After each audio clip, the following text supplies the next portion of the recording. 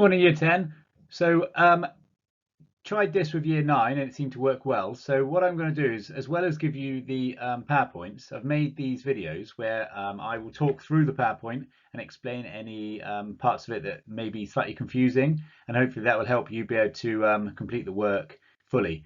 So previously, obviously we focused on food as our optional section for resources, and you've been looking at the global spread of food and food insecurity and reasons why food insecurity may increase.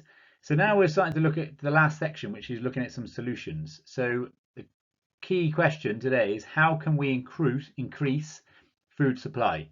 So looking at different ways of increasing food supply, and then the last part of the topic will be how to do that sustainably.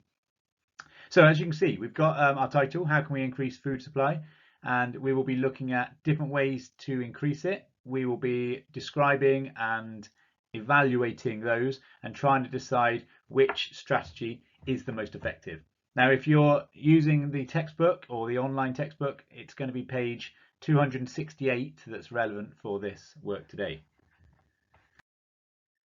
So first thing to get started, so I assume most of you are using paper, and then you're obviously clearly putting the title on and storing that in a folder so you can bring it back into school.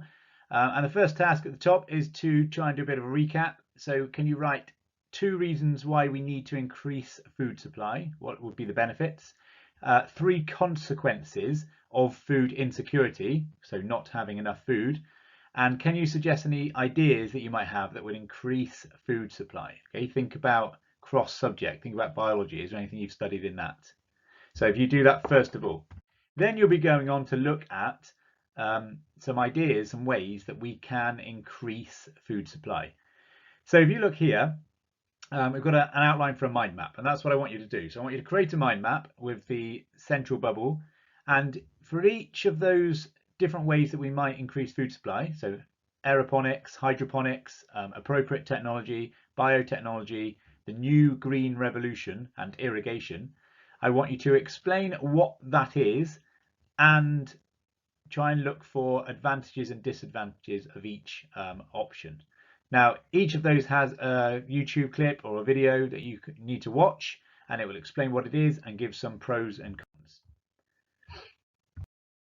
So you can set that out as a table, so to do one on the sheet here. So pages 268 and 269 will help you fill the table in, as well as watching those clips.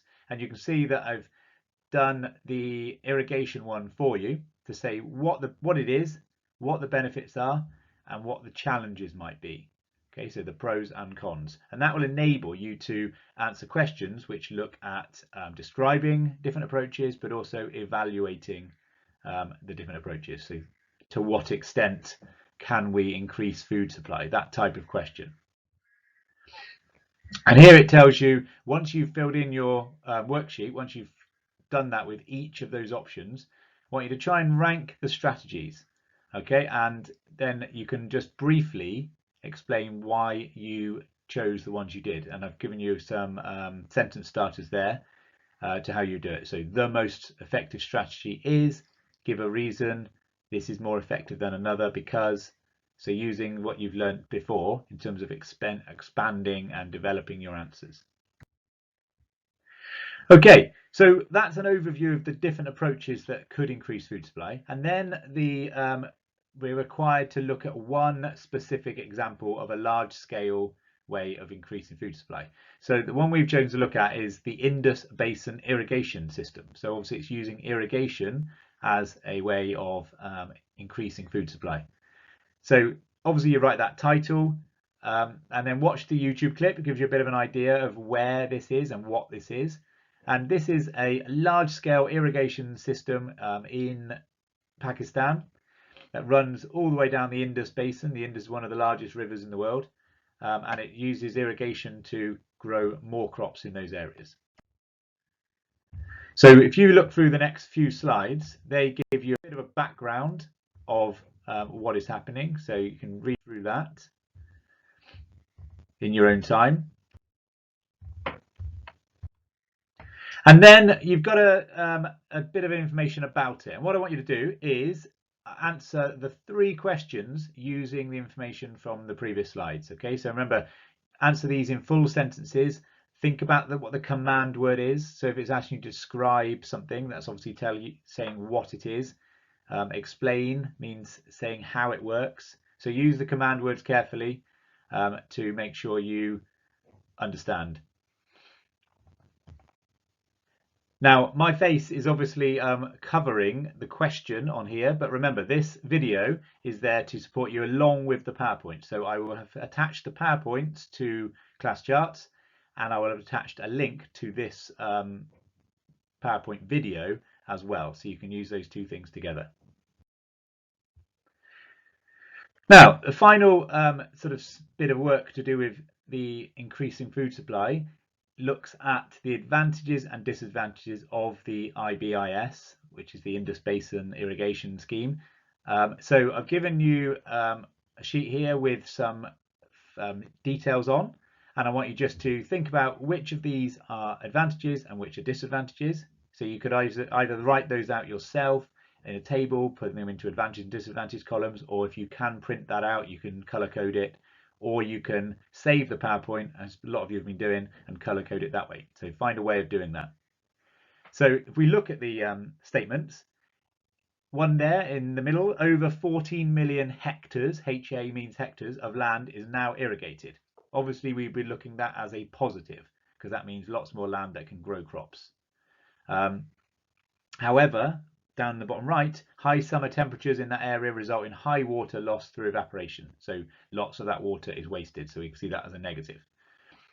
And then finally, I want you to have a look at the 6-mark question. So it says use a named example to evaluate the effects of a large-scale agricultural development used to increase food supply.